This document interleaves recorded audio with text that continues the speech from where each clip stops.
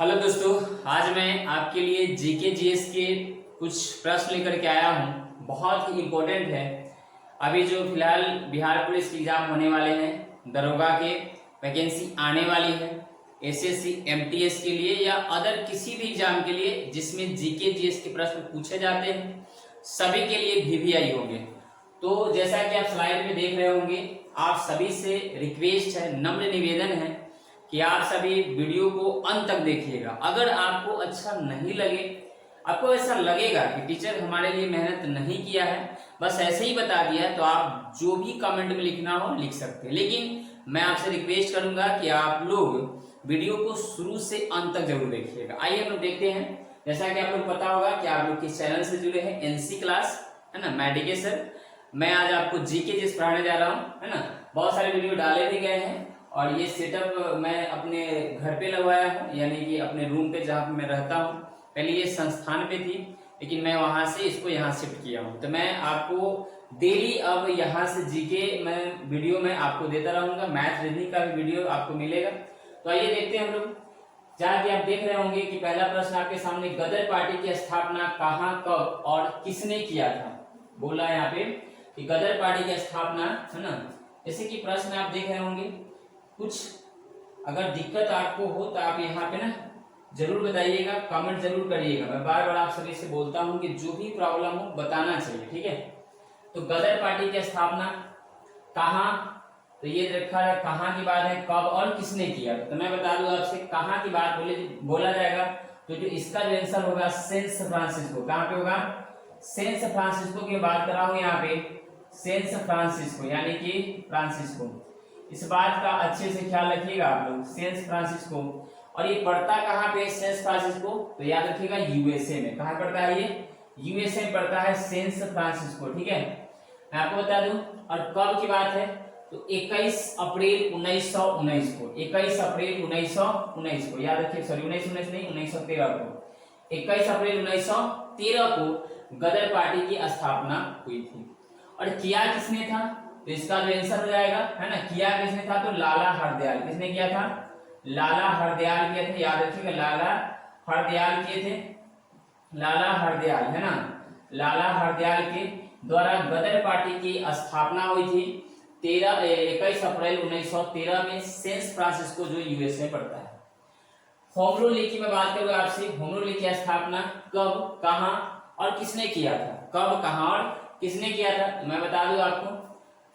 Home rule league की स्थापना की बात मैं करूंगा आपसे, तो ये दो व्यक्ति ने किया था। इस बात का अच्छे से ख्याल रखिएगा। और कहां कहां किया था वो मैं बता दूंगा आपसे। एक पहला व्यक्ति था आपका लाला लाजपत, क्या है, बाल गंगाधर तिलक। कौन थे?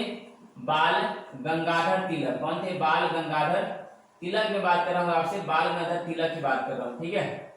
बाल गंगाधर तिलक के द्वारा 1916 में ही ये पुणे में किया गया था। कहां पे किया गया था? पुणे में। लेकिन प्रश्न मैं आपसे बता दूं, जब 16 की बात होती है, जब दोनों ही 16 में है, एनी बेसेंट भी 16 में और बाल गंगाधर तिलक भी 16 में, तो मैं बता दूं आपसे, दोनों याद रखिएगा। बाल गंगाधर तिलक के द्वारा किया तो गया था पुणे में। कहां पे किया गया था? पुणे में। लेकिन कब की मैं बात बता दूं, 1916 दोनों है, एनी बेसेंट के द्वारा भी और बाल गंगाधर तिलक के द्वारा भी। तो पुणे में किया गया था। ये किया गया था अप्रोक्स 28 अप्रैल, 28 अप्रैल की बात कर रहा हूं, 28 अप्रैल यानी कि 1916 में, 28 अप्रैल 1916 को। यानी कि मैं आपसे बात बता दूं, बाल गंगाधर तिलक के द्वारा पुणे में किया गया था 28 अप्रैल 1916 को। लेकिन यही बात आपसे पूछा जाएगा कि एनी बेसेंट के द्वारा कब किया गया था, तो मैं यहाँ पे लिख रहा हूँ, एनी बेसेंट के द्वारा होम रूल लीग की जो स्थापना किया गया था मद्रास में। कहां पे किया गया था? मद्रास में। याद रखिएगा, मद्रास में किया गया था। ये कब किया गया था? ये सितंबर में। कहां पे कब किया गया था? सितंबर में किया गया था। इस बात का याद रखिएगा, सितंबर में, है ना, सितंबर में किया गया था। ये कब की बात है? ये सितंबर में कब की बात है? तो 1916 ही, 1916 ही, लेकिन मद्रास में, और सितंबर 1916 में। चलिए याद रखिएगा अच्छे से। बाल गंगाधर तिलक के द्वारा है, मैं आपसे बता दूं, बाल गंगाधर तिलक के द्वारा है शिवाजी उत्सव की शुरुआत की गई थी। गणपति उत्सव की भी शुरुआत की गई थी बाल गंगाधर तिलक के द्वारा, याद रखिएगा। तो बाल गंगाधर तिलक के द्वारा मैं यहाँ पे लिख देता हूँ, है ना। शिवाजी की बात करेगा आपसे, किसकी बात करेगा? शिवाजी उत्सव की बात करेगा आपसे, शिवाजी की। याद रखिएगा 1895 में 1895 में। बात करा जाएगा आपसे अगर गणेश उत्सव की बात करी जाएगा, क्या गणपति यानी कि गणपति उत्सव की बात किया जाएगा तो ये हो जाएगा आपका 1893 में, शिवाजी के द्वारा, क्या है, बाल गंगाधर तिलक के द्वारा ही गणपति उत्सव की शुरुआत 1893 में और शिवाजी उत्सव की शुरुआत 1895 में किया गया था मद्रास में। इस बात का अच्छे से ख्याल रखिएगा, ठीक है। चलते हैं लोग अगले प्रश्नों पे, आ जाइए अगला नेक्स्ट। अगला क्या आपके सामने, ये मैं बता दिया, होम रूल वाले मैं बता दिया आपसे। एनी बेसेंट ने होम रूल का सचिव किसे बनाया था? एनी बेसेंट ने होम रूल का सचिव किसे बनाया था? तो ये अरुणडेल को। किसको बनाया था? अरुणडेल को, याद रखिएगा, अरुणडेल को बनाया था एनी बेसेंट ने, अरुणडेल को। ये जॉर्ज अरुणडेल थे जिसका सचिव एनी बेसेंट ने होम रूल का बनाया था, याद रखिएगा। बिहार के किस नेता ने गांधी जी को चंपारण आने को प्रेरित किया था? आपको पीडीएफ मिल जाएगा टेलीग्राम पे, आप लोग मैसेज करिएगा। जो नंबर आप लोग देख रहे होंगे, है ना, जो नंबर आपको होगा यानी कि 8271, मैं नंबर लिख देता हूँ यहाँ पे 8271454430 पर आप लोग मैसेज करिएगा, आपको टेलीग्राम मिल जाएगा। व्हाट्सएप पे नंबर भी यही है, आप लोग मैसेज करेंगे इस पे, आपको टेलीग्राम पे, यानी कि जब मैं व्हाट्सएप पे भेज दूंगा कोई दिक्कत नहीं है, बस मुझे पढ़ाने हैं, ठीक है, याद रखिएगा, मुझे पढ़ाने हैं बस आपको। बिहार के किस नेता ने गांधी जी को चंपारण आने को प्रेरित किया था? तो वो था राजकुमार शुक्ल। कौन था? राजकुमार शुक्ल, याद रखिएगा, राजकुमार शुक्ल। मैं बताते चलूँ आपको, राजकुमार शुक्ल जो थे महात्मा गांधी से किस अधिवेशन में मिले थे? तो पता होना चाहिए आपको, लखनऊ अधिवेशन में, जो 1916 में हुआ था। वही लखनऊ अधिवेशन है जिसमें गरम दल और नरम दल जो 1907 में जो बटे थे वो आकर के उसमें क्या हुए थे? एकजुट हो गए थे। फिर से अगर बात करें बंटवारा की दूसरा बार, मतलब लखनऊ में क्या बोलते कांग्रेस में दूसरा बार फूट कब पड़ा था? तो याद रखिएगा ये 1918 में। 7 में अलगाव हुआ, 16 में फिर से एक साथ हो गए और फिर से 18 में अलग हो गए थे, ठीक है। तो बिहार में किस नेता ने गांधी चंपारण को प्रेरित किया था? राजकुमार शुक्ल ने, याद रखिएगा। क्यों बुलाया था उनको, ये क्यों कहा था कि आप चंपारण आइए? तो वो वहां के जो कुछ किसान लोग थे तिनकठिया प्रथा से मतलब बहुत ही परेशान थे। तिनकठिया प्रथा का मतलब मैं बता दूं आपसे कि 1 बीघा में 3 कट्ठा पे नील की खेती करनी होती थी, जो किसान नहीं करना चाहते थे। अंग्रेज बोलता था कि आपको करना पड़ेगा। क्यों, ऐसा क्यों? क्योंकि इसीलिए था कि बंजर हो जाती थी जमीन वहां की, मतलब जो जमीनें पे अगर आप नील की खेती कर देते थे तो जमीनें खराब हो जाती थी। तो वहां के किसान एकदम परेशान हो गए थे। तो सोचे महात्मा गांधी 9 जनवरी 1915 को आए ही थे भारत, दक्षिण अफ्रीका से, साउथ अफ्रीका से 1893 में गए थे और 9 जनवरी 1915 को आए थे। तो मैं बताने चलूँ आपको कि 9 जनवरी को ही, कितनी की बात मैं क्या कर रहा हूँ, 9 जनवरी को ही, 9 जनवरी 1915 को ही, याद रखिएगा, जब आए थे। तो इसी 9 जनवरी को बात करता हूँ, 9 जनवरी को, 9 जनवरी के ही प्रवासी, राष्ट्रीय प्रवासी दिवस भी मनाया जाता है। और यही 1915 है जब 1915 को महात्मा गांधी को उपाधि दी गई थी, केसरे हिंद की उपाधि से अंग्रेजों ने सम्मानित किया था। क्यों किया था? तो आपको पता होना चाहिए कि प्रथम विश्व युद्ध में महात्मा गांधी ने भारतीयों को अंग्रेज की ओर से लड़ने के लिए कुछ भारतीयों को प्रथम विश्व युद्ध में शामिल किए थे, जिनको भारतीय सार्जेंट के रूप में यानी भर्ती कराने वाले सार्जेंट भी कहा गया था और उनको ये उपाधि भी दी गई थी। याद रखिएगा इस बात का। तो मैं हम कहाँ बता रहे थे? चंपारण के लिए, है ना। राजकुमार शुक्ल ने इनको प्रेरित किया था, बुलाया था, लखनऊ में मिला था। राजकुमार शुक्ल, देखिए बात करेंगे तो बहुत थोड़ी सी लंबी बात हो जाएगी, हम क्वेश्चन वाइज चलते हैं। जो भी डिटेल होगा आपको इसी तरह से क्वेश्चन के माध्यम से बताते रहेंगे। राजकुमार शुक्ल ने किस अंग्रेजी अधिकारी के विरुद्ध 25 वर्षों तक संघर्ष किया था? तो इसका आंसर जो रहेगा एमन। क्या था? एमन, याद रखिएगा, एमन, यानी कि एमन अधिकारी था जिसके 25 वर्षों तक संघर्ष किया था, याद रखिएगा। गांधी जी ने सत्याग्रह का सर्वप्रथम प्रयोग कहाँ पे किए थे? तो साउथ अफ्रीका में किए थे। कहाँ पे किए थे? साउथ अफ्रीका में, यानी दक्षिण अफ्रीका में किए थे। इस बात का ख्याल रखिएगा। कब किए थे? तो वो भी बता दूं आपको, 1906 में किए थे। कब किए थे? ये 1906 में किए थे। इस बात का भी अच्छे से ख्याल रखें। कब किए थे? 1906 में किए थे सत्याग्रह। और सत्याग्रह की मैं बात करूँ आपसे, जो सत्याग्रह ये आपके सामने है, इस सत्याग्रह एक बुक भी है, जिसको सत्याग्रह बुक को कौन लिखा था? तो मुंशी प्रेमचंद। किसने लिखे थे? मुंशी प्रेमचंद लिखे थे। इस बात का भी अच्छे से ख्याल रखेगा। किसने लिखा था? मुंशी प्रेमचंद लिखे थे सत्याग्रह पुस्तक को। भारत में गांधी जी ने सत्याग्रह का सर्वप्रथम प्रयोग कहाँ किए थे? ये भारत की बात कर रहा है, याद रखिएगा। तो ये हो जाएगा चंपारण। क्या हो जाएगा? चंपारण हो जाएगा इसका आंसर। इसका भी आप लोग अच्छे से ख्याल रखेंगे, ठीक है, ध्यान रखिएगा। चंपारण पूछा जाएगा भारत में गांधी जी ने सत्याग्रह को सर्वप्रथम प्रयोग कहाँ किए थे, तो चंपारण में। कब किए थे, तो 1917 में। और सीधा पूछा जाए गांधी जी ने सत्याग्रह का सर्वप्रथम प्रयोग कहाँ किए थे, तो साउथ अफ्रीका में 1906 में किए थे। इस बात का ख्याल रखिएगा। चंपारण में कब किए थे, मैं बता दूं आपको 1917 में। कब किए थे, 1917 में किए थे। इस बात का अच्छे से ख्याल रखिएगा। चलते हम लोग आगे अगले क्वेश्चन पे। अगला क्वेश्चन आपके सामने क्या रहा, ये देख रहे हो आप लोग यहाँ पे। अगला प्रश्न आपके सामने ये रहा कि किस विद्रोह के बाद अंग्रेजों ने तिनकठिया प्रथा को समाप्त कर दिया था। किस विद्रोह के बाद, तो इसके जो आंसर होंगे आपको पता होना चाहिए। तिनकठिया प्रथा को जब समाप्त किया था अंग्रेज ने, ये था चल रहा था ये चंपारण सत्याग्रह। कौन चल रहा था, चंपारण सत्याग्रह, जो महात्मा गांधी का प्रथम सत्याग्रह था 1917 में। 1917 में जिसको राजकुमार शुक्ल जी बुलाए थे चंपारण, यानी कि चंपारण की मैं बात बता दूं, चंपारण का जो नामकरण किया गया था अशोक के द्वारा। क्यों, क्योंकि वहां पे बहुत सारे चंपा की जो फूल होती है ना, उसकी खेती होती थी वहां पे। एनी बेसेंट के द्वारा। आगे चलते हैं अगले प्रश्नों पे। आगे नेक्स्ट अगला प्रश्न आपके सामने ये रहा, ध्यान दीजिएगा सभी लोग। एनी बेसेंट के द्वारा मैं बता दूं आपसे, एनी बेसेंट ने होम रूल लीग को समाप्त करने की घोषणा कब कर दी। एनी बेसेंट ने होम रूल लीग को समाप्त करने की घोषणा कब कर दी थी, तो मैं आपको बता दूं 20 अगस्त 1917 को। याद रखिएगा, एनी बेसेंट ने होम रूल लीग को समाप्त करने की घोषणा कब कर दी थी, तो 20 अगस्त 1917 को। इस बात का याद रखिएगा, 1917 को, 20 अगस्त 1917 को याद रखिएगा। एनी बेसेंट ने जो होम रूल लीग 1917 में 1916 में मद्रास में प्रारंभ की थी, शुरुआत की थी, उसको खत्म करने की घोषणा कब कर दी, 20 अगस्त 1917 को। याद रखिएगा।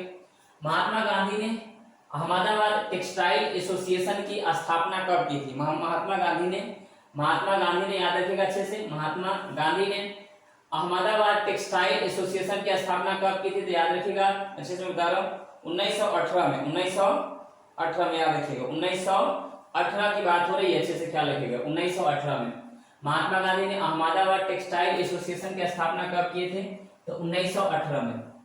मैं बताते चलूंगा आपको, जहां भी इंपॉर्टेंट होंगी मैं एक्स्ट्रा भी क्वेश्चन बताऊंगा, परेशान मत होइएगा। All India trade union Congress की स्थापना, AITUC की स्थापना NM जोशी, किसने किया था भाई, NM जोशी। याद रखिएगा अच्छे से, NM जोशी किए थे, NM जोशी। और ये कब किए थे मैं बता दूं आपको, NM जोशी किए थे, कब किए थे, 31 अक्टूबर 1920 को। 31 अक्टूबर 1920 को all India trade union Congress की स्थापना NM जोशी के द्वारा 31 अक्टूबर 1920 को किया गया था। और 31 अक्टूबर से आपको पता होना चाहिए, 31 अक्टूबर को ही 2019 को लद्दाख और जम्मू कश्मीर को केंद्र शासित प्रदेश के रूप में यानी कि दर्जा मिला है 31 अक्टूबर 2019 को, 2019 में, ठीक है। AITUC के अध्यक्ष, प्रथम अध्यक्ष कौन थे, तो वही थे लाला लाजपत राय। कौन थे, लाला लाजपत राय थे। इस बात का याद रखिएगा अच्छे से, लाला लाजपत राय थे। ये वही लाला लाजपत राय है जिन्होंने लाहौर में साइमन गो बैक की नारा लगा रहे थे, मतलब साइमन कमीशन का विरोध कर रहे थे, जिसको हम लोग व्हाइट मैन कमीशन भी कहते हैं। जो यहाँ पे जो आया था, यानी कि मैं बात करूंगा आपसे 3 फरवरी ऐसा कुछ है, 3 फरवरी या 1928 को या बना था 27 नवंबर 1927 को। जब गठन हुआ था साइमन कमीशन का, तो 27 नवंबर 1927 को आई थिंक, और आया था लाहौर में। तो वहां पे जो विरोध हुआ था, यानी कि पता होना चाहिए आपसे कि मैं विरोध की बात कर रहा हूँ, अच्छे से ख्याल रखिए, विरोध की बात कर रहा हूँ। तो विरोध हुआ था ये 3 फरवरी 1928 को। यानी कि अगर उसका बात करेगा, रिपोर्ट भी अगर सौंपा था तो 1930 में रिपोर्ट भी सौंपा था। याद रखिए, साइमन कमीशन रिपोर्ट, तो 1930 में वो अपना रिपोर्ट सौंपा था। इस बात का ख्याल रखिएगा। तो मैं लाला लाजपत राय की बात कर रहा था। महात्मा गांधी ने पहली बार भूख हड़ताल अहमदाबाद मिल मजदूरों के समर्थन में कब किए थे, तो याद रखिएगा अच्छे से। ये जो मैं बता दूं आपसे, ये फरवरी के आसपास में, ये फरवरी 1918 में, 1918 में। मैं क्यों बता रहा हूँ फरवरी 1918, मैं बता दूं कि अहमदाबाद मिल मजदूर भी हुआ था, आपको पता होना चाहिए, 1918 में। और खेरा में, जो गुजरात में पड़ता है, कर आंदोलन भी चलाया गया था 1918 में, जो मार्च 1918 में हुआ था। कब हुआ था, मार्च 1918 में। इसीलिए मैं आपको ये साल बता रहा हूँ और महीना, पहले इसका क्या मैं महीना बता रहा हूँ, याद रखिएगा। तो महात्मा गांधी के द्वारा कर नहीं आंदोलन चलाया गया था गुजरात के खेड़ा जिले में मार्च 1918 में। मैं क्यों बताया हूँ कि प्रश्न में दे देते हैं कि कौन पहले कौन बाद में हुआ था, तो वहां पे आपको परेशानी ना हो, ठीक है। रॉलेट एक्ट कब लागू हुआ था आपको पता होना चाहिए। रॉलेट एक्ट कब लागू हुआ था, तो मैं आपको बता दूं, रॉलेट एक्ट जो हुआ था 19 मार्च 1919 को। रॉलेट एक्ट कब लागू हुआ था, तो 19 मार्च 1919 को लागू हुआ था। इस बात का आप लोग अच्छे से ख्याल रखेंगे। कब की मैं बात बोल रहा हूँ, 19 मार्च 1919 को। यहाँ पर लिखिएगा 19 मार्च 1919 को रॉलेट एक्ट क्या हुआ था, लागू हुआ था। ना कोई अपील, ना कोई दलील, ना कोई वकील का कानून किसे कहा जाता है, तो इसी कहा जाता है रॉलेट एक्ट को। किसे कहा जाता है, रॉलेट एक्ट को कहा जाता है। इस बात को याद रखिएगा, रॉलेट एक्ट को कहा जाता है, रॉलेट एक्ट को कहा जाता है, सॉरी एक्ट होगा यहाँ पे, ठीक है। रॉलेट एक्ट को कहा जाता है, ना कोई अपील, ना कोई दलील, ना कोई वकील का कानून इसे कहा जाता है।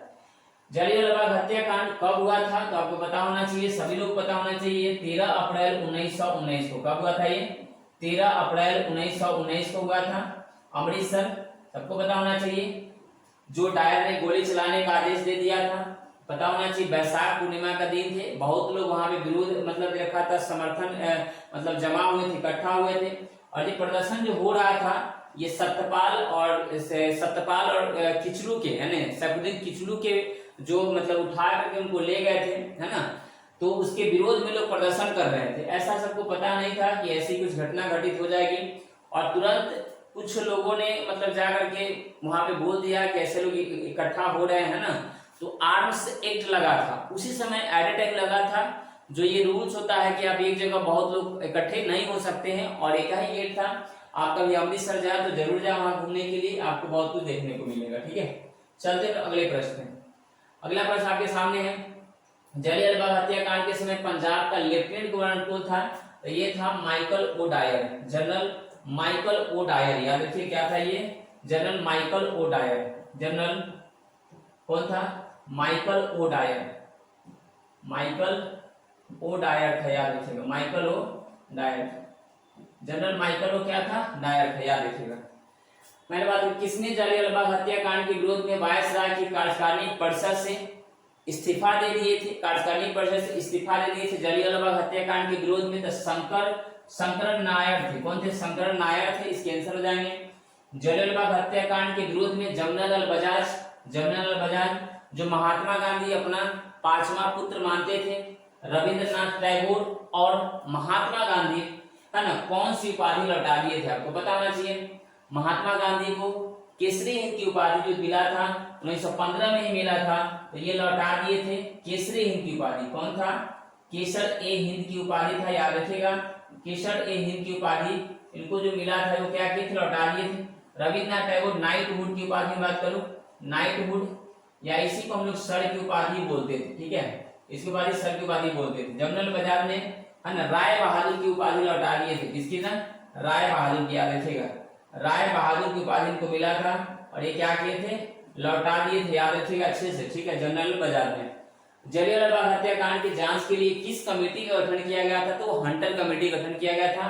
और वो कब किया गया था, आप लोगों को पता होगा, हंटर कमेटी कब बनी थी, तो ये बनी थी आपको 19 अक्टूबर 1919 को। कब बनी थी, 19 अक्टूबर 1919 को, जो मैंने यहाँ पे लिखा भी था, 19 अक्टूबर 1919 को हंटर कमेटी का गठन कब किया गया था, तो 19 अक्टूबर 1919 को किया गया था। इस बात का आप अच्छे से ख्याल रखें। चले आगे अगले प्रश्न की तरफ चलते हैं हम लोग। एकदम ध्यान से देखिए, अगर आपको अच्छा लग रहा होगा, जैसे लग रहा हो कि मैंने मेहनत किया आपके लिए, क्वेश्चन मैं आपको अच्छे बता रहा हूँ, तो आप जरूर सब्सक्राइब करिएगा और अपने दोस्तों में जरूर शेयर करिएगा, ठीक है। और आपको नहीं लगे तो कोई बात नहीं, चलिए मैं तो अपना काम ऑनेस्टी पूर्वक कर रहा हूँ और करूंगा ही। कांग्रेस ने जलियांवाला बाग हत्याकांड की जांच के लिए किसके नेतृत्व में एक आयोग ने किया था, तो मदन मोहन मालवीय। आपको पता होना चाहिए कि सरकारी रिपोर्ट के हिसाब से 379 लोग मारे गए थे, लेकिन ऐसा बिल्कुल नहीं था। लगभग 1000 प्लस लोग मारे गए थे और लगभग 1000 प्लस लोग घायल भी हुए थे। आपको पता होना चाहिए, ऐसा कुछ माना जाता है, लेकिन सरकारी रिपोर्ट के हिसाब से सिर्फ आपका पता होना चाहिए 379 लोग ही मारे थे। 379 लोग ही जलियांवाला बाग हत्याकांड में मारे गए थे, इस बात का ख्याल रखिए। इसका आंसर क्या हो जाएगा, कांग्रेस ने जलियांवाला बाग हत्याकांड के जांच के लिए किसके नेतृत्व में एक आयोग नियुक्त किया था, तो मदन मोहन मालवीय। क्या आंसर हो जाएगा, मदन मोहन मालवीय। इस बात का ख्याल रखिए। आगे मैं चलूं अगले प्रश्नों पे। आज ये अगला प्रश्न आपके सामने है। यहाँ पे है कि समूचे देश में मतलब पूरे देश में खिलाफत दिवस कब मनाया गया? 17 अक्टूबर 1919 को। 17 अक्टूबर 1919 को मनाया गया था। खिलाफत दिवस मनाया गया था 17 अक्टूबर 1919 को, याद रखिएगा। महात्मा गांधी के द्वारा असहयोग आंदोलन को कब प्रारंभ किया गया? असहयोग आंदोलन को प्रारंभ किया गया था 1 अगस्त 1920 को। 1 अगस्त 1920 को प्रारंभ किया गया था, इस बात का अच्छे से ख्याल रखिएगा। 1 अगस्त 1920 को मतलब असहयोग आंदोलन प्रारंभ किया गया था और ये 20 से 22 तक चला था।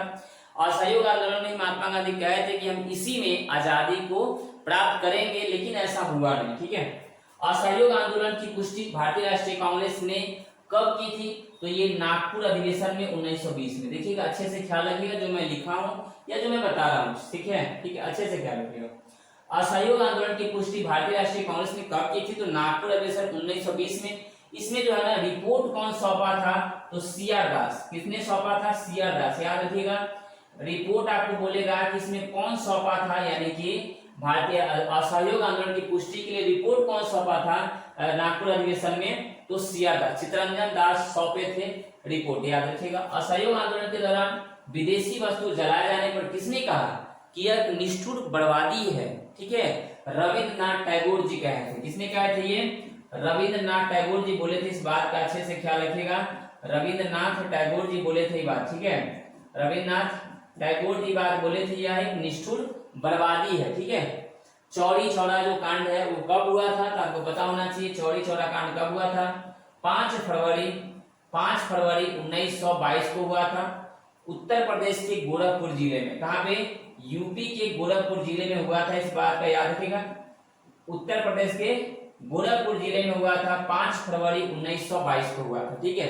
कुछ विद्रोहियों ने 22 लगभग 22 प्लस 1 ऐसा लिखा मिलता है कहीं कि 22 प्लस 1, 22 वो पुलिसकर्मी थे और एक उसमें जो थाना प्रभारी होते हैं वो थाना में बंद करके यानी कि आग लगा दिए थे। इसी के मतलब इसी से नाखुश होकर कहिए या आप ये भी कह सकते हैं कि महात्मा गांधी एक बात बोले थे 1 अगस्त 1920 की असहयोग आंदोलन जब प्रारंभ हुआ था, नॉन मूवमेंट कॉर्पोरेशन जब हुआ था, तो यानी कि मैं बता दूं आपसे उसमें ये बोले थे कि हम इसी में आजादी ले लेंगे, बट ऐसा हुआ नहीं। तो उनको एक बहाना भी था कि हम इसको क्या करें, वापस ले लें। तो आपको पता होना चाहिए असहयोग आंदोलन को ये कब स्थगित कर दिए थे? तो आपको पता होना चाहिए 11 तारीख को फरवरी 1922 में। 1922 में ये क्या कर दिए थे? स्थगित कर दिए थे। और महात्मा गांधी को ऐसा माना जाता है कि 12 फरवरी को है ना अंग्रेज ले गया था। अंग्रेज क्या किया था? जेल ले गया था, याद रखिएगा। जहां पे वो भूख हड़ताल में बैठ गए तो उनको 24 में छोड़ दिया गया था, 1924 में। अब देखिए भूख हड़ताल में बैठने की बात मैंने बोला आपसे, तो भूख हड़ताल में बैठने के लिए कौन कहा था? जब ये अफ्रीका गए थे तो वहीं पे रस्किन था। कौन थे? रस्किन से इन्होंने सीखा था कि भूख हड़ताल सबसे बड़ा क्या हथियार है, आपका पता होना चाहिए, रस्किन। याद रखिएगा, पूछा जाएगा आपसे कि महात्मा गांधी को भूख हड़ताल में बैठने के लिए कौन बोला था, यानी कि कौन मतलब ये बात प्रेरणा दिया था या कहा था कि आप भूख हड़ताल में बैठ सकते हैं, ये सबसे बड़ा हथियार होता है किसी से भी कुछ मनवाना हो तो, ठीक है। रस्किन ने कहा था, इस बात का ख्याल रखिएगा। असहयोग आंदोलन का स्थगित कर दिया गया था 11 फरवरी 1922 को। महात्मा गांधी को 12 फरवरी को ले गया गया था, इस बात का ख्याल रखिएगा। आगे हम चले अगले प्रश्नों पे। अगले प्रश्न होंगे आपके सामने 1922 में मेवाड़ भील आंदोलन के नेता कौन थे? ये प्रश्न आपके सामने 1922 में मेवाड़ भील आंदोलन के नेता कौन थे? तो आपको पता होना चाहिए। यहाँ से ये प्रश्न है, आपसे ये पूछा जा सकता है कि मेवाड़ भील आंदोलन कब हुआ था? तो 1922 में हुआ था। मेवाड़ भील आंदोलन कब हुआ था? तो 1922 में हुआ था। यहाँ से पूछा जाए इसके नेता कौन थे? तो मोतीलाल तेजावत। कौन थे? याद रखिएगा, मोतीलाल तेजावत थे। मोतीलाल तेजावत थे, इस बात पे याद रखिएगा। मोतीलाल कौन थे? तेजावत थे, ठीक है। 1923 में इलाहाबाद में स्वराज पार्टी की स्थापना किसके द्वारा किया गया था? इलाहाबाद में, बता दूं आपसे कि आपसे पूछा जाएगा 1923 में स्वराज पार्टी की स्थापना हुई थी। पूछा जाएगा कहां पे हुई थी, बताइएगा आप। इलाहाबाद में। किसने किया था? तो अब ये बताइएगा सीआर दास और सीआर दास यानी कि सीआर दास और मोतीलाल नेहरू। सीआर दास प्लस मोतीलाल नेहरू, याद रखिएगा, मोतीलाल नेहरू। यही सीआर दास है जो 1920 के नागपुर अधिवेशन में असहयोग आंदोलन की रिपोर्ट सौंपे थे। क्या किए थे? रिपोर्ट सौंपे थे, मैंने अभी आपको ऊपर बताया। महात्मा गांधी कितनी बार कांग्रेस के अध्यक्ष चुने गए थे? तो एक बार एक बार मात्र ये दे रखा था, आपका आंसर कितना हो जाएगा, एक बार, और वो भी कब, 1924 की बेलगांव अधिवेशन में। 1924 के बेलगांव अधिवेशन में, इस बात का अच्छे से ख्याल रखिएगा, 1924 के बेलगांव अधिवेशन में चुने गए थे, इस बात का याद रखिएगा। जो बेलगांव कहाँ पड़ता है, तो कर्नाटक में पड़ता है। कहाँ में पड़ता है, याद रखिएगा, कर्नाटक में पड़ता है, ठीक है। कहाँ पड़ता है, कर्नाटक में, याद रखिएगा, कर्नाटक में पड़ता है ये, ठीक है। प्रथम बार और लास्ट बार था इनका, ठीक है। ये कांग्रेस कब छोड़ दिए थे, तो 1924 में ये पूर्णतः कांग्रेस छोड़ दिए थे, आपको पता होना चाहिए, ठीक है। Hindustan association, Hindustan Republic association, यानी कि मैं यहाँ पर लिख दूं HRA, हिंदुस्तान रिपब्लिक एसोसिएशन की स्थापना सचिंद्र सन्याल के द्वारा 1924 में किया गया था। सचिंद्र सन्याल के द्वारा 1924 में किया गया था, आप सभी ख्याल रखेंगे इसका।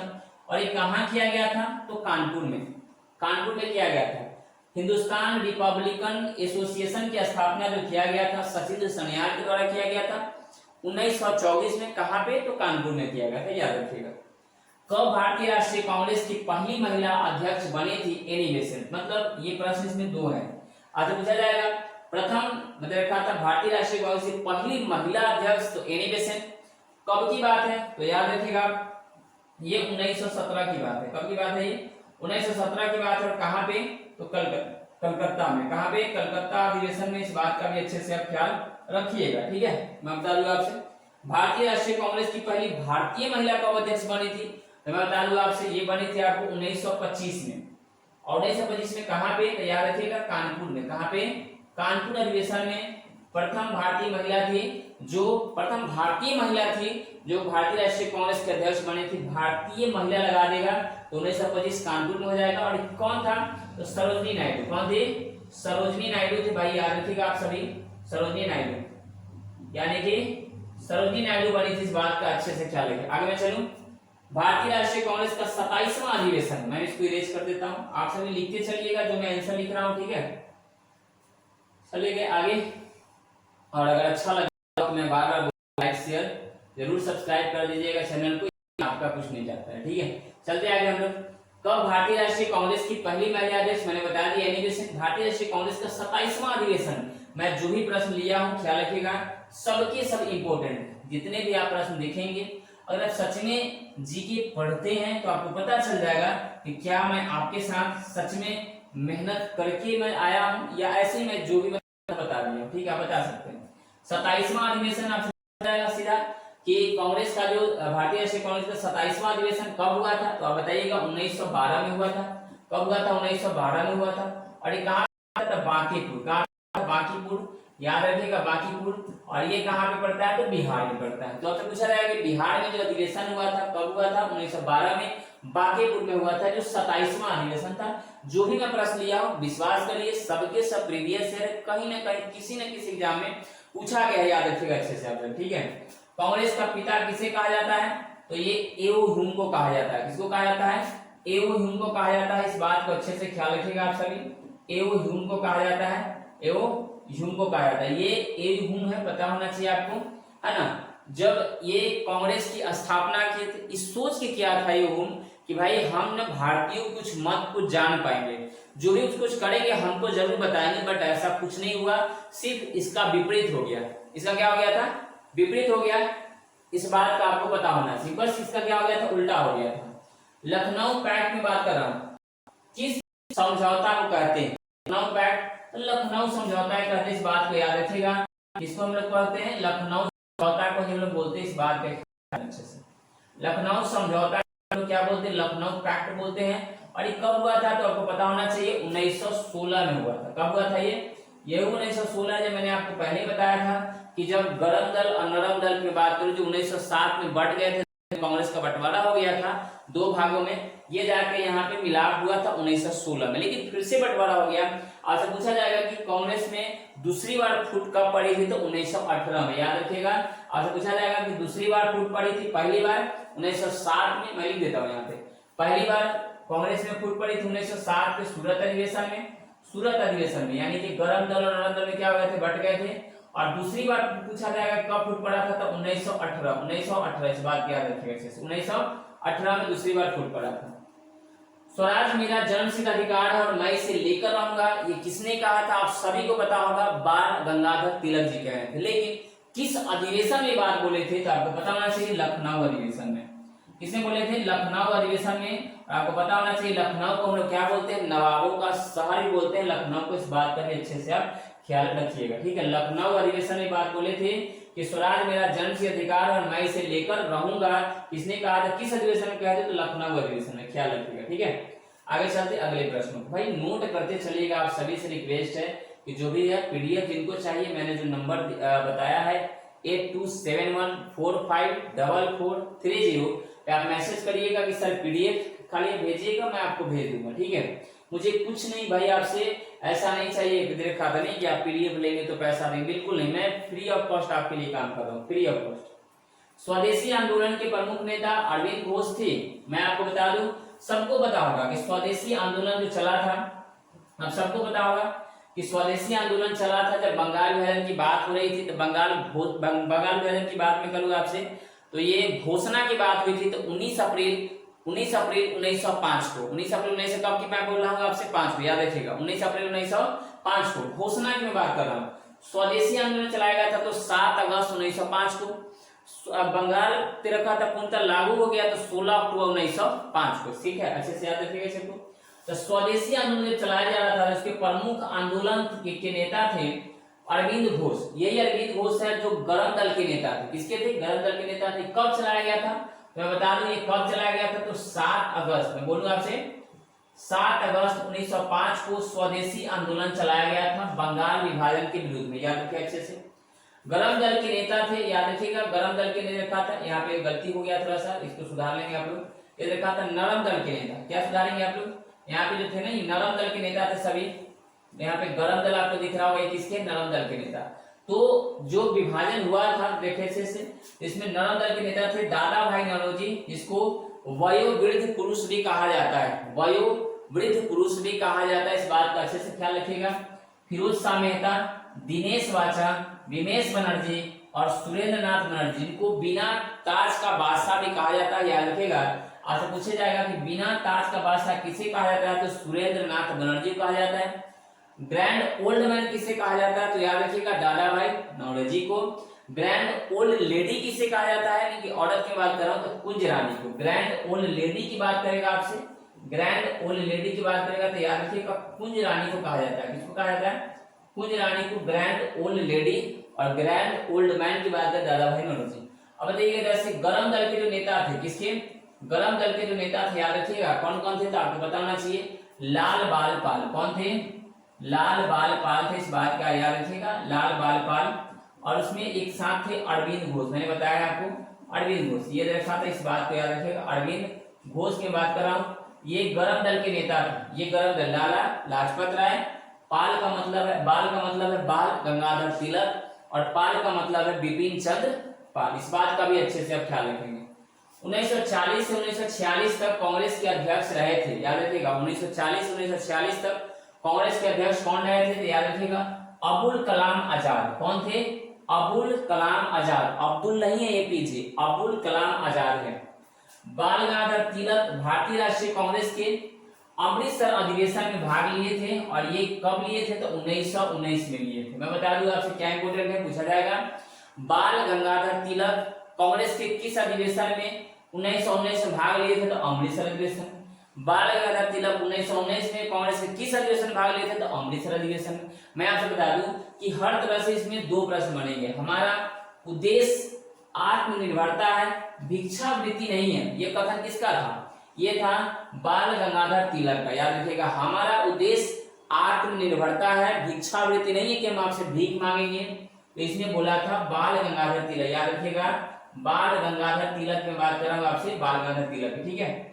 भारतीय क्रांति की मां की बात करेगा आपसे। बोला जाएगा कि भारतीय क्रांति की मां किसे कहते हैं? तो भीखाजी रुस्तम कामा को। किसे कहते हैं? भीखाजी रुस्तम कामा को। यही है जो जर्मनी में 1907 में प्रथम तिरंगा को फहराया था। प्रथम बार जो प्रथम महिला थी जो तिरंगा को फहराई थी, यानी कहां पे? जर्मनी में। स्टुअर्टगार्ट है, स्टुअर्टगार्ट है जो जगह है जर्मनी में 1907 में। याद रखिएगा अच्छे से। पूछा जाएगा किस महिला ने भारतीय तिरंगा सबसे पहले फहराया था तो जर्मनी में स्टुअर्ट गार्ड 1907 में, याद रखिए। ठीक है, आगे चलते हैं हम लोग। अगला प्रश्न आपके सामने है, बंगाल विभाजन के विरोध में हुए आंदोलन का नेतृत्व कौन किया था? तो सुरेंद्र नाथ बनर्जी। सुनते रहिएगा अच्छे से प्रश्न को, ध्यान दीजिएगा आप सभी। यहाँ पे थोड़ा सा इसमें हुआ क्या है कि टाइपिंग में थोड़ा सा अभी एक जगह अच्छे से, मतलब अब मैं स्लाइड में करूंगा थोड़ा सा अलग अलग करके, ये अंदाजा नहीं था कि इतना थोड़ा सा है ना एक जगह मतलब अच्छे से नहीं दिखेगा। ठीक है, फिर भी मैं कोशिश किया हूँ, आप सबको दिख ही रहा होगा अच्छे से, है ना। थोड़ा सा कोशिश करिएगा तो बिल्कुल आपको दिखेगा। बंगाल के विभाजन के विरुद्ध में हुए आंदोलन का नेतृत्व कौन किया था? तो आपको याद होना चाहिए सुरेंद्र नाथ बनर्जी किए, जिनको बिना ताज के बादशाह भी कहा जाता है। बंगाल विभाजन के समय बंगाल का लेफ्टिनेंट गवर्नर कौन था? यहाँ पे याद रखिएगा, लेफ्टिनेंट गवर्नर की बात बोला हूं, सर एंड्रयूज फ्रेजर। कौन थे? सर एंड्रयूज फ्रेजर थे, इस बात का ख्याल रखिएगा अच्छे से, सर एंड्रयूज फ्रेजर। बंगाल में ब्रिटेन की वस्तुओं के बहिष्कार का सुझाव सर्वप्रथम किसने दिया था? कृष्ण कुमार मित्र ने दिया था, याद रखिए। किसने दिया था भाई? कृष्ण कुमार मित्र ने। आपको दिख रहा होगा, मैंने पूछा आपसे कि बंगाल में ब्रिटेन की वस्तुओं के बहिष्कार का सुझाव किसने दिया था सर्वप्रथम? तक कृष्ण कुमार मित्र ने। और किसने यह बात कहा था कि यह मतलब जो अंग्रेजों का जो कपड़े है, जो भी आप सामान चला रही है, निष्ठुर बर्बादी है? तो रविन्द्रनाथ टैगोर ने, याद रखिएगा। भारतीय राष्ट्रीय कांग्रेस के अध्यक्ष कितनी बार दादा भाई नौरोजी बने थे? तो 3 बार बने थे। ये 3 बार बने थे। कब कब बने थे? आपको पता होना चाहिए, 86 में, 93 में और 1906 में। 86 में, 93 में और 1906 में दादा भाई नौरोजी मतलब भारतीय राष्ट्रीय कांग्रेस के अध्यक्ष कितनी में बने थे? 3 बार, 86 में, 93 में, 1906 में। 86 में बने थे कलकत्ता में, 93 में बने थे आपको लाहौर में, और फिर से 6 में बने थे कलकत्ता में, यानी कि 3 बार, याद रखिएगा। कलकत्ता में, लाहौर में, कलकत्ता में। लेकिन पहली बार स्वराज शब्द की मैं बोलूँ आपसे, स्वराज शब्द का प्रयोग कब किए थे? दादा भाई नौरोजी द्वारा कब किया गया था? तो ये कलकत्ता अधिवेशन में किया गया था 1906 में। बहुत अच्छे से ख्याल रखिएगा इस सबों का। 1907 में मुस्लिम लीग का वार्षिक अधिवेशन हुआ था, ये कराची में। कहाँ पे हुआ था? आपसे पूछा जाएगा। मुस्लिम लीग का जो जिसकी स्थापना की बात करूँ आपसे 1906 में, मुस्लिम लीग की स्थापना की बात करूँ आपसे 1906 में, किसने किया था? तो सलीमुल्लाह खां और आगा खां। इसमें पूछा जाता है प्रश्न आपसे कि कहां पे हुआ था भाई मुस्लिम लीग की स्थापना, कहां पे हुई थी? तो ये ढाका में हुआ था। कहां पे हुआ था? ढाका में। मैं लिख देता हूं यहाँ पे, मुस्लिम लीग की जो स्थापना हुई थी कहां पे हुई थी? ढाका में। लिख लीजिएगा। बांग्लादेश की राजधानी भी ढाका है। बांग्लादेश की राजधानी कहाँ है? ढाका है। तो मुस्लिम लीग की स्थापना भी ढाका में हुई थी, 1906 में हुई थी। और 1906 में बता दूं आपसे, इसके पूछा जाएगा संस्थापक कौन थे? क्या पूछा जाएगा? संस्थापक में बात करूंगा आपसे तो सलीमुल्लाह खां। क्या याद रखिएगा? सलीमुल्लाह खां, याद रखिएगा, सलीमुल्लाह खां। ठीक है, सलीमुल्लाह खां। आपसे ये पूछा जाएगा कि इसके अध्यक्ष कौन बनाए गए थे? तो आगा खां। ठीक है, मुस्लिम लीग का अध्यक्ष कौन बनाया गया था? याद रखिएगा, आगा खां। याद रखिएगा अच्छे से, क्या है? आगा खां। ठीक है, आगा खां। मैं बता दूं आपसे, मुझे मुस्लिम लीग के बारे में मैं बताया हूं। हिंदुस्तान सोशलिस्ट रिपब्लिकन एसोसिएशन की स्थापना किसने किया था? मैं बता दूं आपसे, HSRA, वो था HRA तथा सचिन सलाह था। हिंदुस्तान रिपब्लिकन एसोसिएशन की स्थापना थी।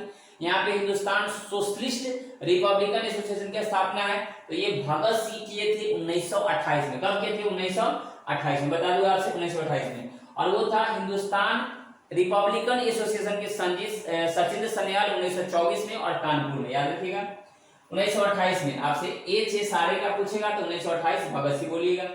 चंद्रशेखर आजाद का जन्म कब हुआ था? जो भी प्रश्न में बोल रहा हूं कि पूछा गया है, ये 1906 में, 23 जुलाई 1906 में चंद्रशेखर आजाद का जन्म हुआ था।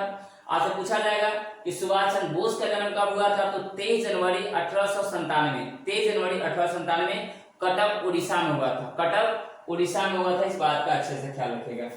यहाँ पे देखिएगा सभी, कृति किसान पार्टी का गठन किसके द्वारा किया गया था? कृति किसान पार्टी का गठन किसके द्वारा किया गया था? तो याद रखिएगा, चंद्रशेखर आजाद के द्वारा किया गया था। चंद्रशेखर आजाद ये वही थे जिनका समाधि स्थल की बात करूं तो अल्फ्रेड नोबल पार्क में, जिन्होंने कहा था कि हम आजाद हैं, आजाद ही मरेंगे। और इन्होंने अपने एक गोली जो बचा था इनके पास, उसी से क्या कर लिए थे?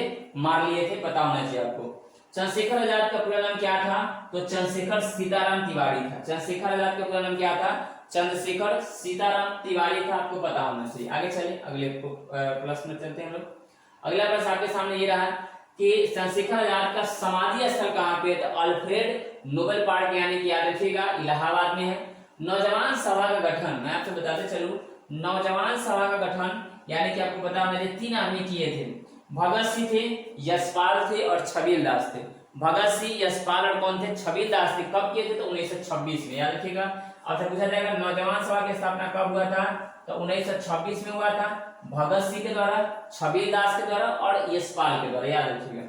कृष्ण क्रांतिकारी ने अपने अंतिम समय में कहा कि मैं राज्य के पतन की इच्छा करता हूं, तो ये थे राम प्रसाद बिस्मिल। कौन थे, राम प्रसाद बिस्मिल। बताइए कितने ऐसे क्रांतिकारी है इनका हम लोग को नाम भी पता नहीं होता, बच्चों को बताया नहीं जाता क्लास में, या जब भी जैसे 15 अगस्त अभी आ रहा है तो सीधा भगत सिंह अमर रहे, महात्मा गांधी अमर है, सुभाष चंद्र बोस अमर है, हाँ चंद्रशेखर। भले मैं बताता हूँ कि जितनी चीजें आपको पता है, जितनी चीज के बारे में आप जानते हैं, बिल्कुल आप एक बार, शिक्षक का एक काम होता है, ठीक है, कि आप कम से कम बताए तो सही कि ये लोग भी थे। आपको पता होना चाहिए कुछ काम आप बहुत अच्छे से कर लेते हैं, अगर एक नट भी उसमें से, छोटा सा एक नट भी अगर उसमें से नहीं लगाते तो पूरा का पूरा मशीन, जैसे कि अभी चंद्रयान 3 गया है ना, तो क्या लगता है छोटी सी चूक भी क्या पूरा मतलब जो भी उसमें मेहनत है सबको भी मतलब क्या असफल कर सकता था, ऐसा हो सकता है कि नहीं, बिल्कुल।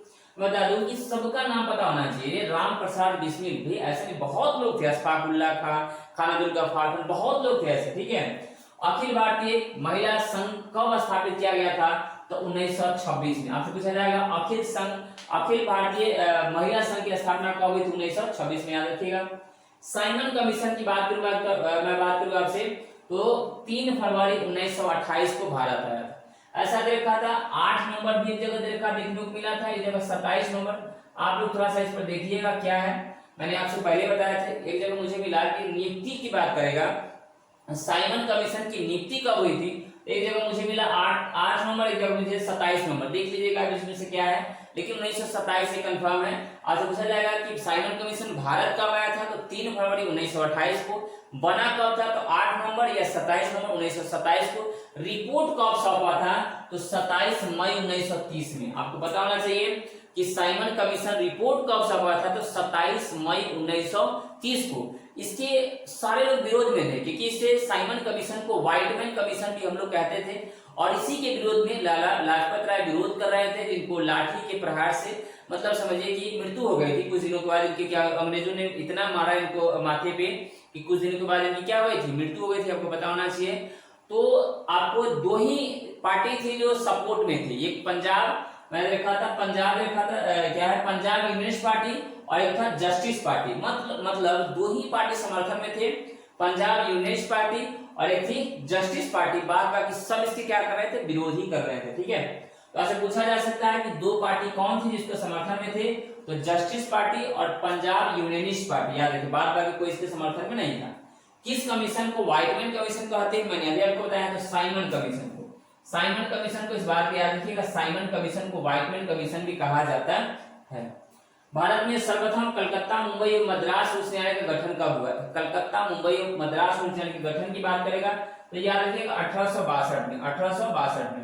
और कलकत्ता में उच्च न्यायालय की स्थापना की बात करें उसने में लिखी तो 1773 में भी ये पर हुआ था, रेगुलेटिंग एक्ट के तहत 1773, रेगुलेटिंग एक्ट के तहत 1774 में। इस बात का भी अच्छे से आप ख्याल रखिए, ठीक है।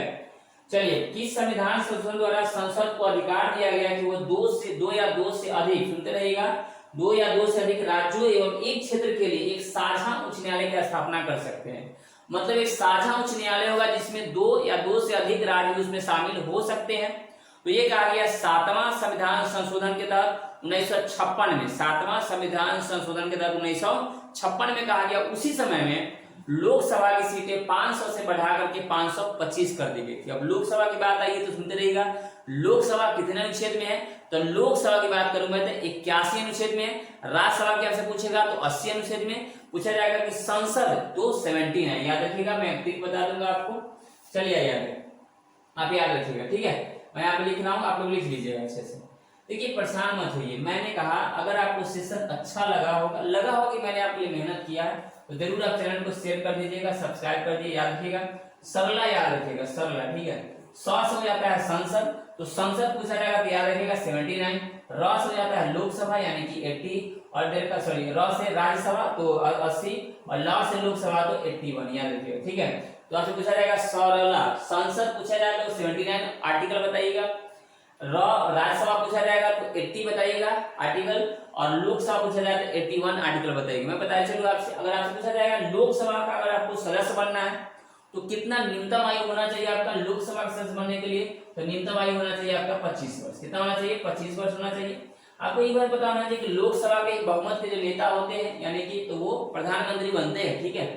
और आपसे पूछा जाएगा कि राज्यसभा के अगर मुझे सदस्य बनना है तो कितना न्यूनतम आयु होना चाहिए, तो 30 वर्ष होना चाहिए। कितना वर्ष होना चाहिए?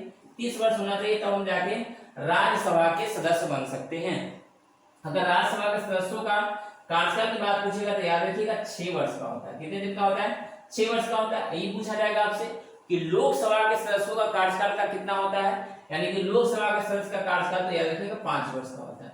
ये मैं बता रहा हूँ, आप सभी लिख लीजिएगा, ठीक है। पूछा जाएगा यानी लोकसभा क्या है, अस्थायी है कि अस्थायी है, तो लोकसभा को हम लोग भंग कर सकते हैं, वो क्या है? अस्थायी है, यानी कि वो अस्थायी नहीं होगी, क्या है वो? अस्थायी। लिख लीजिएगा, ये क्या है आपके? अस्थायी। इस बात का अच्छे से ख्याल रखें, अस्थायी। लेकिन आपसे पूछा जाएगा राज्यसभा क्या है, तो याद रखिएगा राज्यसभा आपका अस्थायी सदन है, इसको हम लोग भंग नहीं कर सकते, इस बात का अच्छे से ख्याल रखिएगा। राज्यसभा क्या है आपके? अस्थायी है, इसको भंग नहीं कर सकते। अस्थायी लोकसभा तो इसको भंग कर सकते हैं, बिल्कुल कर सकते हैं। यानी कि तो कितने अनुच्छेद के तहत? 85, याद रखिएगा अनुच्छेद 85 के तहत लोकसभा को भंग किया जा सकता है। अनुच्छेद 85 के तहत, अनुच्छेद 85 85 के तहत लोकसभा को भंग किया जा सकता है, प्रधानमंत्री की सलाह पर राष्ट्रपति कर सकते हैं। याद रखिए अच्छे से, मैं बता दूं आपसे, इतने सारे प्रश्न मैंने आपको बता दिए। भारत में सर्वप्रथम कलकत्ता, मुंबई, मद्रास उच्च न्यायालय की स्थापना तो 1862 में, कितना में हुआ था? 1862 में। इसको इरेज कर रहा हूं, आप सभी लिख लीजिएगा, इसकी सब लिख लीजिएगा।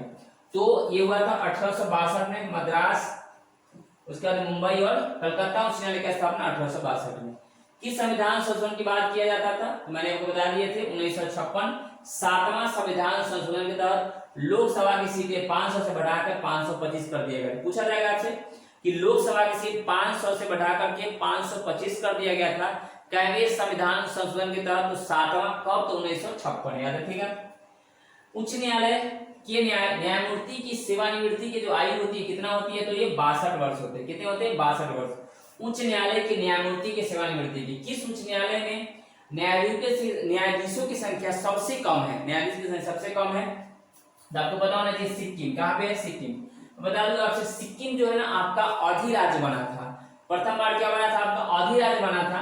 जो सिक्किम आपका कैमा राज्य है, तो याद रखिएगा 22वां राज्य है आपका, ठीक है, 22वां राज्य। स्टार्टिंग में ये अधिराज्य बना था तो 35वें संविधान संशोधन के तहत 1974 में आपसे पूछा जाएगा कि सिक्किम अधिराज्य कब बना था, तो याद रखिएगा 35वें संविधान संशोधन के तहत 1974 में। बोला कि हम एक साल देखेंगे, अगर हमको सारी सुविधाएं अच्छी लगी तब मैं आपका क्या है, सिक्किम को दूसरे राज्य से मिलाया गया था। याद रखिएगा, मतलब सिक्किम को दूसरे से अपने मिलाया गया था। ये भी अनुच्छेद याद रखिएगा, जब किसी भी राज्य को किसी अलग से हम लोग अपने देश में मिलाते हैं तो वो अनुच्छेद 2 है। कितना है? अनुच्छेद 2 है। याद रखिए अच्छे से, अनुच्छेद कितना है? याद रखिएगा अनुच्छेद 2 ये कहता है कि दूसरे को मिलाते हैं। अनुच्छेद 3 ये कहता है कि अपने ही मतलब देश में हम राज्यों का रेखा था नाम का परिवर्तन करेंगे, क्षेत्र का बंटवारा करेंगे, है ना, तो उसमें जो छेड़छाड़ करेंगे अपने ही में, तो किस में है? 3 में है। इस बात को याद रखिए अच्छे, ठीक है। तो अनुच्छेद पूछा जाएगा किस अनुच्छेद के तहत सिक्किम को मिलाया गया था, तो अनुच्छेद 2 के तहत। अनुच्छेद कितना? 2 के तहत, आर्टिकल 2 याद रखिएगा। अधिराज्य कब बना था? 35वें संविधान संशोधन 1974 में बना था। राज्य कब बना था ये सिक्किम, तो याद रखिएगा कितना? 36वें संविधान संशोधन 1975 में। 1975 में कैमा राज्य बना था सिक्किम, तो 22वां राज्य बना था। इस बात का ख्याल रखिएगा। भारत में किस न्यायालय में न्यायाधीशों की संख्या सबसे अधिक है, तो इलाहाबाद। पूछा जाएगा कि भारत में किस न्यायालय में न्यायाधीशों की संख्या सबसे अधिक है, तो याद रखिए कहाँ पे? इलाहाबाद में, ठीक है। भारत का सबसे बड़ा उच्च न्यायालय कौन है, तो इलाहाबाद उच्च न्यायालय ही है। पूछा जाएगा भारत का सबसे बड़ा उच्च न्यायालय कौन है, तो इलाहाबाद उच्च न्यायालय होगा इसके अंदर, ठीक है। एक बता दीजिए आप मुझे कि ऐसा बताइए भारत के किस संघ राज्य क्षेत्र का अपना उच्च न्यायालय है, तो हो जाएगा दिल्ली। क्या हो जाएगा? वो दिल्ली। इस बात का अच्छे से ख्याल है, मैं ऊपर कर लेता हूँ इसको थोड़ा, दिल्ली, ठीक है। इसके आंसर क्या हो जाएगा? पूछा जाए कौन सा संघ है, संघ राज्य क्षेत्र इसका अपना उच्च न्यायालय, तो याद रखिए कौन है? वो दिल्ली है, याद रखिएगा, ठीक है। अंडमान निकोबार द्वीप पर किस उच्च न्यायालय का क्षेत्राधिकार है, तो कोलकाता। अंडमान निकोबार द्वीप की बात करेगा तो कोलकाता, याद रखिएगा। एक से अधिक राज्यों केंद्र शासित प्रदेशों के लिए उच्च न्यायालय है, तो मुंबई उच्च न्यायालय, याद रखिए मुंबई उच्च न्यायालय, ठीक है, मुंबई उच्च न्यायालय है। तो कौन कौन सा है, महाराष्ट्र और कौन है, गोवा। एक साथ कौन है, महाराष्ट्र और कौन है, गोवा है। संघ राज्य क्षेत्रों के अतिरिक्त ऐसे कितने उच्च न्यायालय हैं जिनके अधिकार में एक से अधिक राज्य है, तो वो है 3। मैं बता रहा हूँ आपसे, याद रखिएगा। गुवाहाटी उच्च न्यायालय है, इसमें किसका किसका है, तो असम का, अरुणाचल प्रदेश का, नागालैंड का, मिजोरम का, सब 7 सिस्टर में, ठीक है। याद रखिए असम, अरुणाचल प्रदेश, नागालैंड और मिजोरम की बात कर रहा हूँ, याद रखिएगा। पंजाब एवं हरियाणा उच्च न्यायालय के रखा था, तो पंजाब एवं हरियाणा है, याद रखिएगा अच्छे से। कोलकाता उच्च न्यायालय की बात करें, ब्रांच कहाँ पे है, तो कोलकाता उच्च न्यायालय की ब्रांच कहाँ पे, पोर्ट ब्लेयर में है, ठीक है। मध्य प्रदेश उच्च न्यायालय का मूल पीठ कहाँ पे, याद रखिएगा। मध्य प्रदेश जो उच्च न्यायालय का मूल पीठ कहाँ पे, याद रखिएगा, तो जबलपुर में। अन्य 2 ब्रांच आपके ग्वालियर और इंदौर में, ठीक है, ग्वालियर के आप इंदौर में, ठीक है। मुंबई उच्च न्यायालय के दरकार, मुंबई उच्च न्यायालय के कुल कितने खंडपीठ है, पूछा गया प्रश्न ये 3। मुंबई जो है उच्च न्यायालय कुल कितने खंडपीठ है, 3, याद रखिएगा। नागपुर, पुणे, औरंगाबाद, कौन है, नागपुर, पुणे और औरंगाबाद में मुंबई उच्च न्यायालय के 3 खंडपीठ है। उच्च न्यायालय एवं उच्चतम न्यायालय दोनों ही अधिकारिता क्षेत्र में आता है, याद रखिएगा, ये प्रश्न पूछा गया था। मैं इसको थोड़ा सा ऊपर कर लेता हूं, आप सबको दिखेगा अच्छे से। क्या देखिए अच्छे से बोला है कि उच्च न्यायालय एवं उच्चतम न्यायालय दोनों ही अधिकारिता क्षेत्र में आता है। जो प्रश्न बोला ना, मैं बता दूं आपसे, ये आपके ना पूछे गया प्रश्न है, ठीक है, याद रखिएगा। किसी ने या एसआई में पूछा हो या बिहार पुलिस कांस्टेबल में पूछा हो, उच्च न्यायालय एवं उच्चतम न्यायालय के दोनों ही अधिकारिता क्षेत्र में आता है, याद रखिएगा। तो मूल अधिकारों के संरक्षण में, इसका आंसर क्या होगा, मूल अधिकारों के संरक्षण में आता है। उच्च न्यायालय हो या उच्चतम न्यायालय हो, दोनों आता है, याद रखिएगा। वर्तमान में भारत में कुल कितने उच्च न्यायालय है, तो याद रखिएगा 25 है। कितना है उच्च न्यायालय, 25 है, 25। भारत में 25वां उच्च न्यायालय कौन सा बना है, तो आंध्र प्रदेश। कौन बना है, आंध्र प्रदेश, याद रखिएगा अच्छे से, ठीक है। जब सर्वोच्च न्यायालय किसी व्यक्ति या संस्था को उसके दायित्व के निर्वहन हेतु लेख जारी करता है, बताइएगा, करता है, तो उसे क्या कहते हैं।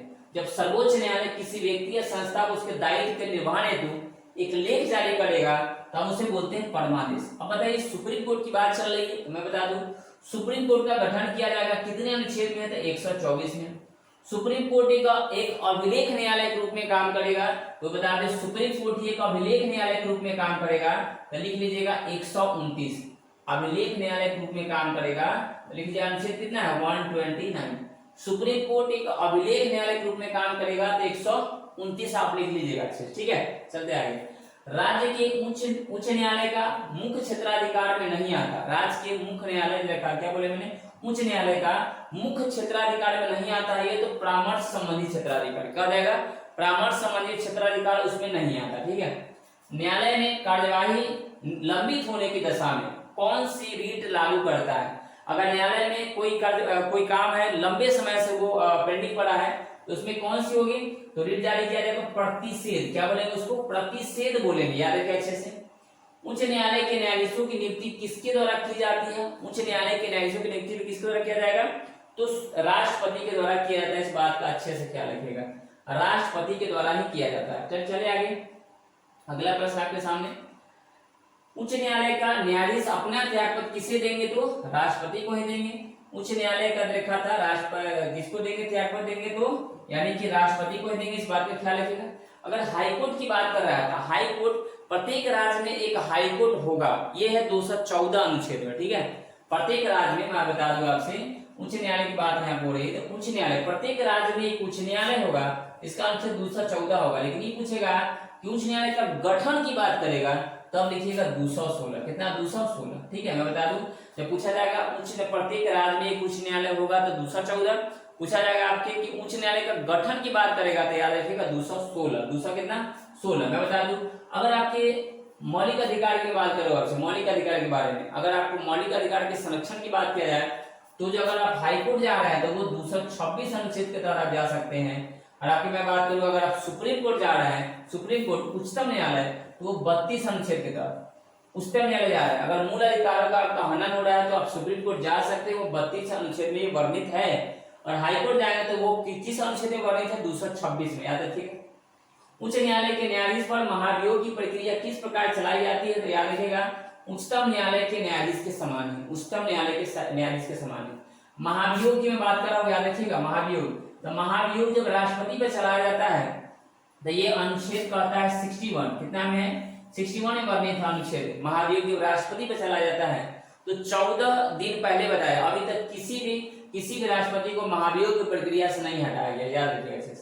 किस अनुच्छेद के तहत उच्च न्यायालय नागरिकों के मूल अधिकार के संरक्षण की बात करता है? मूल अधिकार के संरक्षण करेगा, तो मैंने अभी बताया आपको 226 कौन करेगा? तो उच्च न्यायालय करेगा। तब याद रखिए, भारत के चलित न्यायालय किसका मानस पुत्र माना जाता है? तो डॉक्टर APJ अब्दुल कलाम। लिख लीजिएगा ऐसे प्रश्नों को आप लोग, मैं रिक्वेस्ट करता हूँ आप सभी से जरूर लिख लीजिएगा, ठीक है। भारत के चलित न्यायालय किसका मानस पुत्र माना जाता है? तो डॉक्टर APJ अब्दुल कलाम, ठीक है।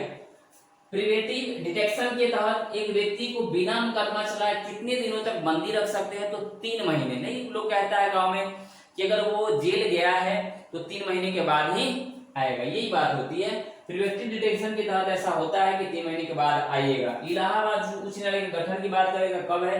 यानी कि यही इलाहाबाद सबसे बड़ा भी है और सबसे ज्यादा यहीं पे न्यायाधीश है, याद रखिएगा, ठीक है। बात करो, याद रखिएगा कब है? 1866 में।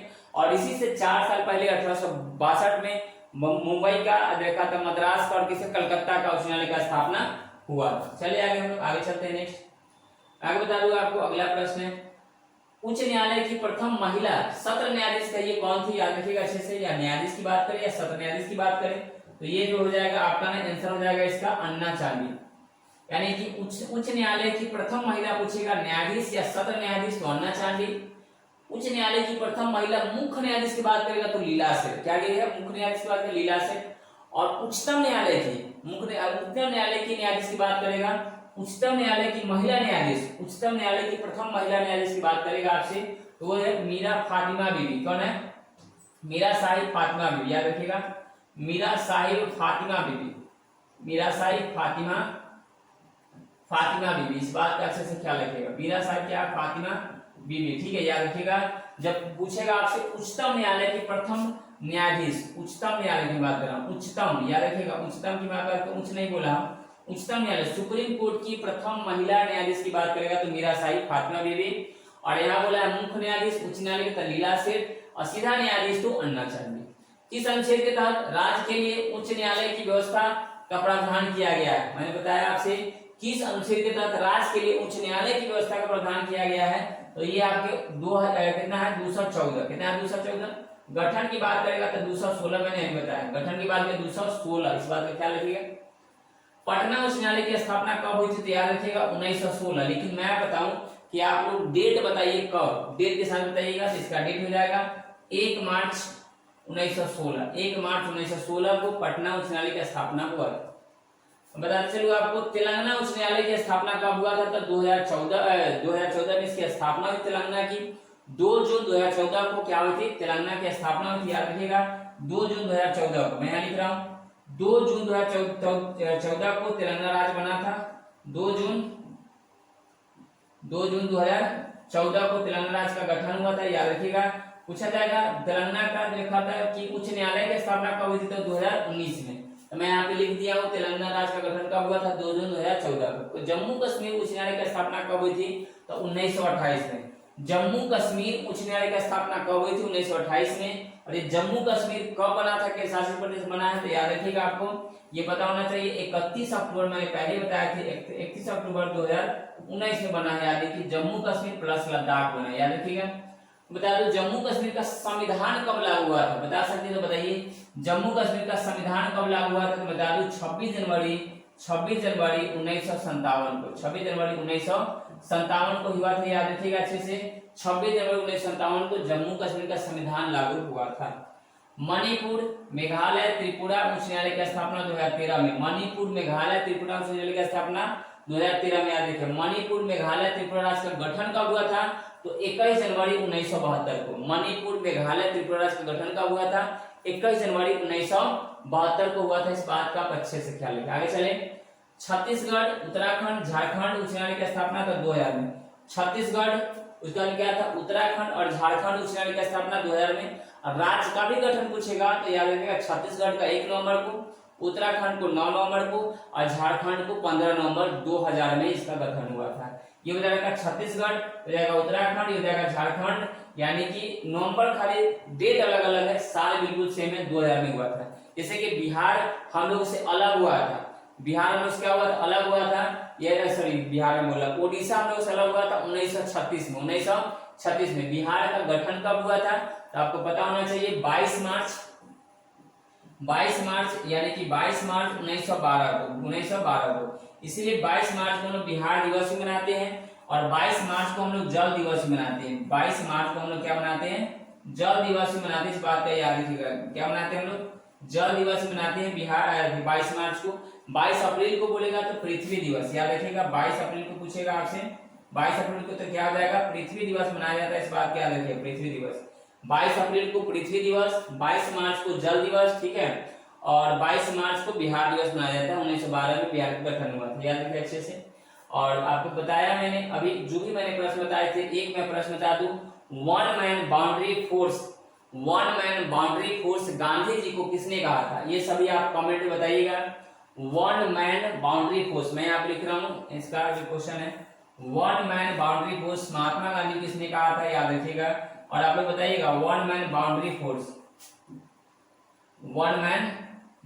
फोर्स यानी कि महात्मा गांधी को किसने कहा था, गांधी जी को किस व्यक्ति ने कहा था, इस बात को याद रखिएगा, किसने कहा था, इसका कमेंट में आप सभी जरूर आंसर बताइएगा। अगर अभी तक आप लोगों ने क्वेश्चन को देखा है तो इसका मैं कमेंट में इंतजार करूंगा इस प्रश्न के आंसर का।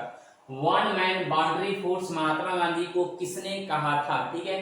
तो आज के लिए इतना ही, फिर हम लोग मिलेंगे नेक्स्ट वीडियो में। मुझे आप लोग जरूर कमेंट करके ये बताइएगा कि ये कैसा लगा आपको सेशन।